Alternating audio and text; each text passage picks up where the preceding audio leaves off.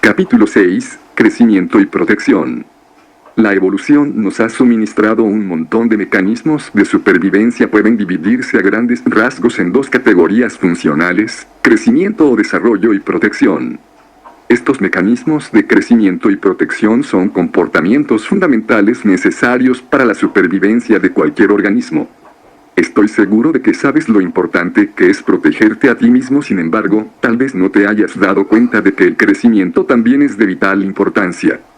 Incluso aunque seas un adulto que ya ha alcanzado su máxima estatura, cada día, miles de millones de células de tu cuerpo se deterioran y necesitan ser reemplazadas. Por ejemplo, el revestimiento celular de tu estómago se renueva cada 72 horas. A fin de mantener esta continua renovación celular, tu cuerpo necesita consumir una considerable cantidad de energía todos los días.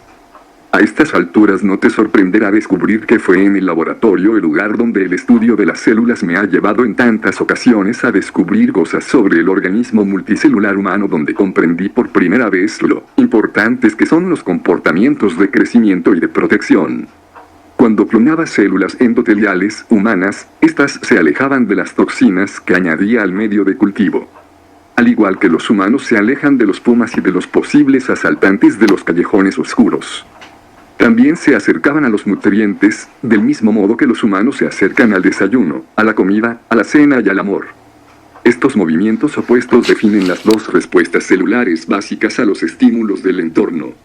La aproximación a una señal vital, como los nutrientes, caracteriza la respuesta de crecimiento. El alejamiento de una señal amenazadora, como las toxinas, caracteriza la reacción de protección.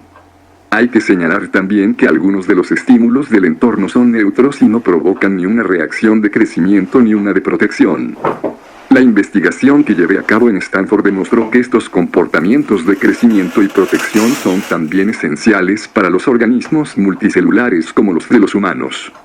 Pero estos mecanismos opuestos de supervivencia que han evolucionado a lo largo de miles de millones de años tienen una pega. Resulta que los mecanismos que apoyan el crecimiento y la protección no pueden operar de manera óptima al mismo tiempo.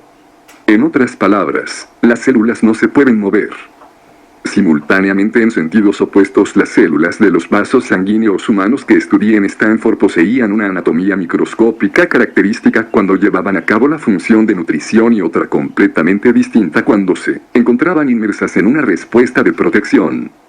Lo que no podían hacer era presentar ambas configuraciones a un tiempo. Al igual que las células, los humanos inhiben inevitablemente su crecimiento cuando cambian al modo de protección. Si estás huyendo de un puma, no es una buena idea desperdiciar energía en crecer a fin de sobrevivir, es decir, de escapar del puma. Guardas todas tus energías para la reacción de huida o lucha. La redistribución de las reservas de energía para incrementar la respuesta de protección tiene como consecuencia ineludible una disminución del crecimiento. Además de distribuir la energía para sustentar los tejidos y los órganos necesarios para la respuesta de protección, hay una razón adicional para que se inhiba el crecimiento. Los procesos de crecimiento requieren un intercambio libre de información entre el organismo y el medio. Por ejemplo, se comen alimentos y se excretan los productos de desecho. Sin embargo, la protección requiere el cierre completo del sistema, un muro que aleje al organismo de la supuesta amenaza. La inhibición del proceso de crecimiento también resulta debilitante, ya que el crecimiento es un proceso que no solo consume energía, sino que también es necesario para producir energía. En consecuencia, una respuesta de protección mantenida inhibe la producción de energía necesaria para la vida. Cuanto más tiempo permanezcas en modo de protección, más se reducirá tu crecimiento. De hecho, puedes eliminar los procesos de crecimiento de un modo tan radical que lo de darse un susto de muerte se convierte en una perogrullada. Por suerte, la mayoría de nosotros no llegamos hasta el punto de darnos un susto de muerte, al contrario que en las células individuales. Las respuestas de crecimiento y protección en los organismos multicelulares no son excluyentes. No es necesario que los 50.000 millones de células de nuestro organismo tengan que estar en fase de crecimiento o de protección al mismo tiempo. La proporción de células que adoptan uno u otro tipo de respuesta depende de la gravedad de la amenaza que se perciba. Puedes sobrevivir a la tensión que provoca una de estas amenazas, pero la inhibición crónica del crecimiento compromete de forma grave tu vitalidad. También es importante resaltar que para experimentar a fondo la vitalidad se necesita algo más que eliminar el estrés de la vida. En una sucesión constante de crecimiento y protección, eliminar el estrés solo te colocaría en un punto neutral. Para prosperar de verdad, no solo debemos eliminar los agentes estresantes, sino también buscar de modo activo la alegría y el amor, y llenar nuestra vida de estímulos que desencadenen los procesos de crecimiento. La biología en defensa de la patria. En los organismos multicelulares, las respuestas de crecimiento y protección son reguladas por el sistema nervioso. La tarea de este sistema consiste en examinar las señales ambientales, interpretarlas y organizar las respuestas de comportamiento apropiadas. En una comunidad multicelular, el sistema nervioso actúa como el gobierno que se encarga de organizar las actividades de los ciudadanos celulares. Cuando el sistema nervioso reconoce una señal amenazadora en el ambiente, alerta a la comunidad celular del peligro inminente. En realidad, el cuerpo consta de dos sistemas de protección diferentes, ambos esenciales para la conservación de la vida. El primero es el sistema que pone en marcha la protección contra amenazas externas, se denomina EGHPA, que son las siglas del eje hipotálamo pituitario adrenal conocido en nuestro idioma como hipotálamo hipofisario suprarrenal. Cuando no existen amenazas, el EGHPA permanece inactivo y el crecimiento florece sin embargo. Cuando el hipotálamo cerebral percibe una amenaza en el entorno, activa el EGHPA mediante el envío de una señal a la glándula hipofisaria. La glándula maestra, que es la responsable de conseguir que una comunidad de 50 billones de células se prepare para el peligro inminente. ¿Recuerdas el mecanismo estímulo-respuesta de la membrana celular y el complejo de proteínas receptoras efectoras? Pues el hipotálamo y la glándula hipofisaria se comportan de manera similar al igual que las proteínas receptoras. El hipotálamo recibe y reconoce las señales medioambientales, la función de la hipófisis es la misma que la de las proteínas efectoras, ya que es la encargada de poner en funcionamiento los órganos corporales en respuesta a las señales de amenaza procedentes del medio externo. La glándula hipofisaria envía una señal a las glándulas suprarrenales para informar de la necesidad de activar la respuesta de huida o lucha del organismo. Los detalles técnicos sobre cómo los estímulos estresantes activan el EGHPA siguen una secuencia muy sencilla. El hipotálamo segrega un factor liberador de corticotropina CRF en respuesta a la señal de alerta registrada por el cerebro. Este factor viaja por el torrente sanguíneo hasta la glándula hipofisaria, donde activa unas células especiales que liberan corticotropina o hormona adrenocorticotropa ACTH en sangre. La ACTH viaja hasta las glándulas suprarrenales, donde sirve como señal para la secreción de las hormonas de huida o lucha. Estas hormonas del estrés coordinan la función de los órganos corporales y proporcionan una gran fuerza añasica para huir o enfrentarnos al peligro. Una vez que suena la alarma suprarrenal, las hormonas del estrés se liberan en los vasos sanguíneos y constriñen sus paredes en el aparato digestivo, obligando a la sangre, cargada de nutrientes, a encaminarse hacia las extremidades, los miembros encargados de ponernos fuera de peligro. Antes de ser enviada hacia las extremidades, la sangre estaba concentrada en las vísceras. La redistribución de la sangre visceral hacia las extremidades durante la respuesta de huida o lucha tiene como consecuencia una inhibición de las funciones relacionadas con el crecimiento, ya que, sin la sangre, las vísceras no pueden ejercer su función de la forma apropiada. Los órganos viscerales dejan de llevar a cabo las tareas de soporte vital, como la digestión, la absorción, la excreción y otras funciones que incrementan el crecimiento celular y la producción de reservas energéticas corporales. Así pues, la respuesta de alerta inhibe los procesos de crecimiento y arriesga la supervivencia del organismo al impedir la producción de las reservas de energía vitales. El segundo sistema de protección corporal es el sistema inmunológico, que nos protege de las amenazas que se encuentran bajo la piel, como aquellas causadas por bacterias y virus. La activación del sistema inmunológico supone un enorme gasto de las reservas de energía del organismo. Para hacerte una idea de la cantidad de energía que consume el sistema inmunológico, recuerda lo débil que te sientes cuando luchas contra una infección como la gripe o un resfriado. Cuando el EGHPA activa la respuesta de huida o lucha, las hormonas secretadas por las glándulas suprarrenales suprimen por completo la actuación del sistema inmunológico a fin de conservar las reservas de energía. De hecho, las hormonas del estrés son tan eficaces a la hora de inhibir la función del sistema inmunológico que los médicos se las recetan a los pacientes de trasplantes para que su sistema inmune no rechace los tejidos extraños. ¿Por qué el sistema suprarrenal inhibe el inmunológico? Imagina que estás en una tienda en la sabana africana padeciendo una infección bacteriana y con un caso grave de diarrea. De repente, oyes el ronco rugido de un león fuera de la tienda. El cerebro debe tomar una decisión y resolver cuál de las dos amenazas es más peligrosa. A tu cuerpo no le serviría de nada superar la infección bacteriana si dejas que el león te devore, así que tu organismo decide detener la lucha contra la infección y gastar energías en la huida para sobrevivir al encuentro con el león. Por tanto, una consecuencia secundaria de la activación del EGHPA es la reducción de nuestra capacidad para luchar contra las enfermedades. La activación del EGHPA también disminuye nuestra capacidad de pensar con claridad el procesamiento de la información en el cerebro anterior. El centro del razonamiento lógico es bastante más lenta que la actividad refleja controlada por el cerebelo. En una emergencia, cuanto más rápidamente se procese la información, más probabilidades tendrá el organismo de sobrevivir. Las hormonas adrenales del estrés constriñen los vasos sanguíneos del cerebro anterior para reducir su funcionamiento. Además, estas hormonas frenan también la actividad de la corteza prefrontal, el centro de la actividad y el pensamiento consciente. Durante una emergencia, el flujo vascular y hormonal nutre el cerebelo, la fuente de los reflejos instintivos vitales que con más eficacia controla la respuesta de huida o de lucha. Aunque es necesario para la supervivencia que las señales de estrés repriman la mente consciente, que tiene un procesamiento más lento, todo eso tiene un precio: la disminución de la conciencia y la reducción de la inteligencia. El miedo mata. ¿Recuerdas la cara de miedo y horror que he contado que pusieron mis alumnos de la Facultad Caribeña cuando suspendieron el examen, el equivalente estudiantil a un fiero león? Ten por seguro que si mis alumnos se hubieran quedado paralizados, habrían suspendido los exámenes finales. La pura verdad es que, cuando estás asustado te vuelves más tonto. Los profesores lo ven todos los días con los estudiantes a los que no se les dan bien los exámenes.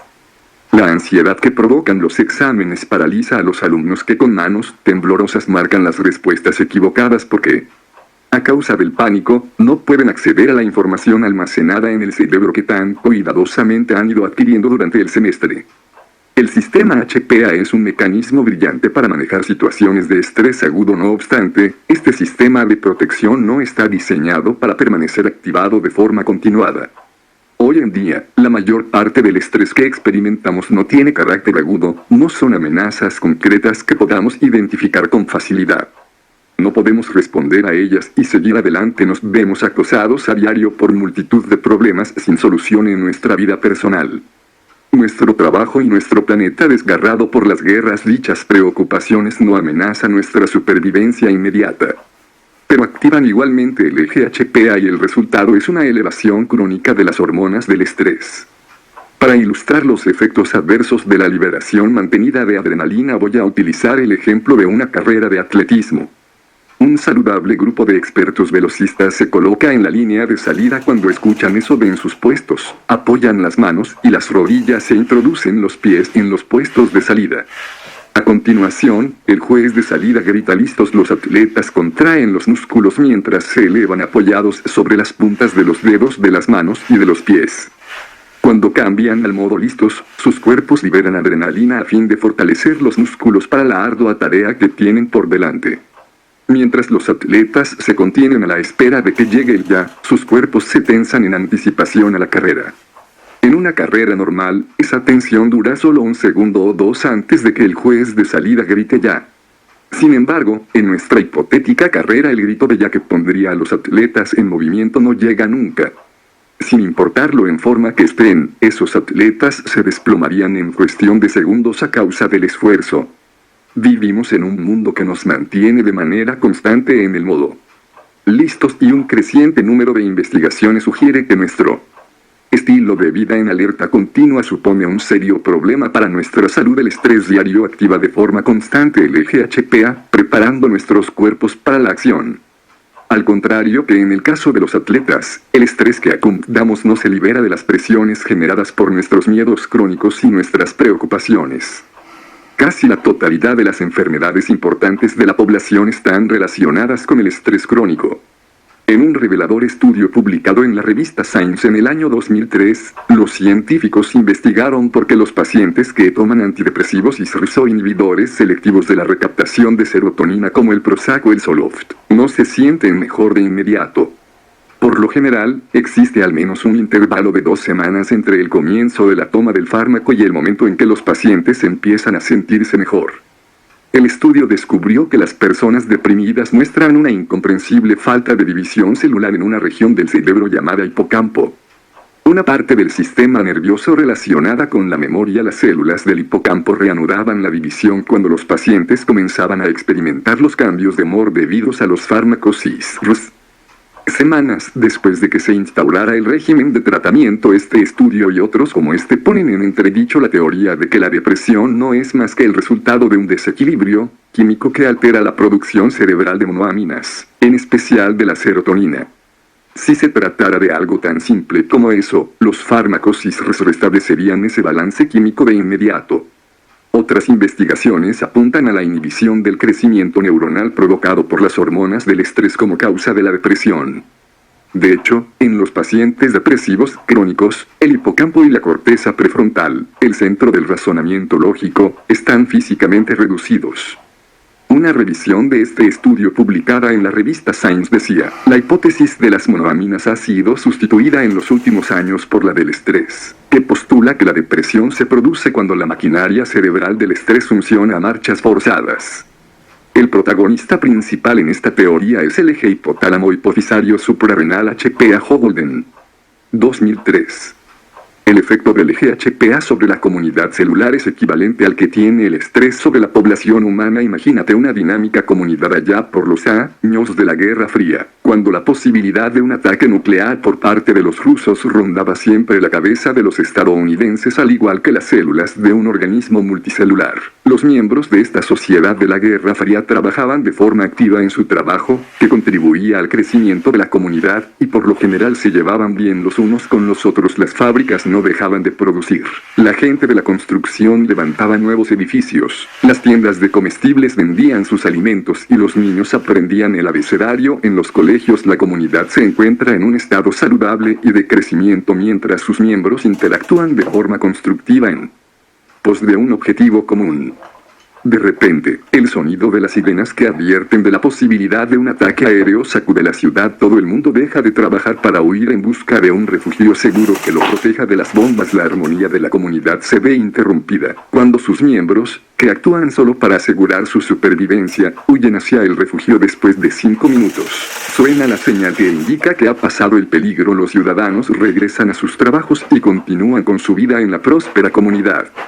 Sin embargo, ¿qué ocurriría si se dispararan las sirenas y los ciudadanos corrieran hacia los refugios pero no sonara la señal que indica que el peligro se ha acabado? ¿Durante cuánto tiempo podrían mantener esa posición de protección? A la postre, la comunidad se vendría abajo a causa de la falta de comida y de agua. Morirían todos y cada uno de ellos, incluso los más fuertes, ya que el estrés crónico debilita las fuerzas. Una comunidad puede sobrevivir sin problemas a situaciones que provoquen un estrés momentáneo, como un simulacro de ataque aéreo.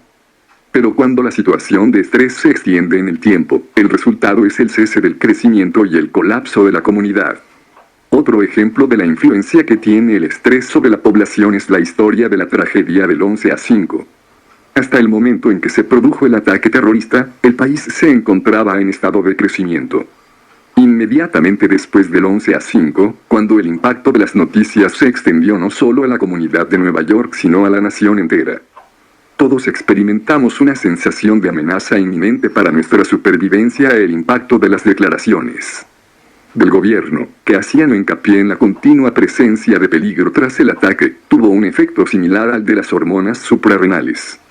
Hicieron que los miembros de la comunidad pasaran del estado de crecimiento al de protección. Después de unos cuantos días de miedo aterrador, la vitalidad económica del país quedó tan comprometida que el presidente se vio obligado a intervenir. Para estimular el crecimiento, el presidente recalcó una y otra vez que América estaba abierta a las negociaciones. Llevó bastante tiempo aplacar el miedo y reencauzar la economía. No obstante, la amenaza residual del terrorismo todavía debilita la vitalidad del país. Como nación, deberíamos analizar con todo detalle cómo el miedo a futuros actos terroristas reduce nuestra calidad de vida. En cierto sentido, los terroristas ya han ganado, puesto que han logrado colocarnos en un modo de protección constante debido al miedo.